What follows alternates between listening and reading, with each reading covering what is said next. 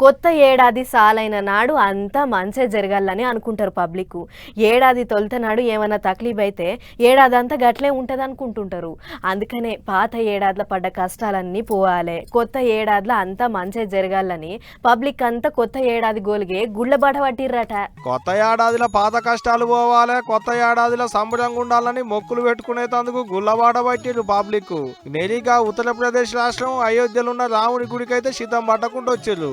కాశీలున్న విశ్వనాథుని గుడి, అమృత్సర్లున్న golden temple, అస్సాంలున్న Kamakhya గుడి, తమిళనాడు రాష్ట్రం మదురైలున్న మీనాక్షమ్మ గుడి, ఢిల్లీ కన్నౌట్లున్న అంజన్న గుడి.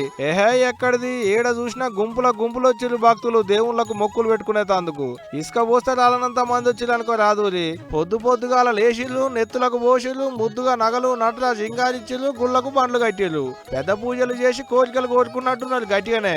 ఇక పాత ఏడాదులున్న బాధలన్నీ దొలిగిపోయి కొత్త ఏడాదిలన్న సంబరంగా ఉండేటట్టు దీవనార్థులు ఇవ్వమని మొక్కులు పెట్టుకున్నట్టున్నది కావచ్చు.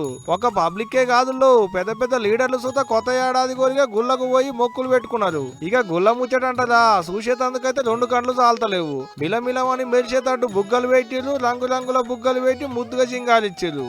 పొద్దుగాలకేంచే గుళ్ళన్నీ అటు భక్తులు ఇటు రంగుల బుగ్గలతోని కలకల్లాడుతున్నాయి అనుకో రాదూరి. అంటే కొత్త ఏడాది నాడు ఒక్కనాడు మంచి జరిగితే ఏడాదంతా మంచి జరుగుతుందని ఎవరు ఆపోచినా అల్లది మరి.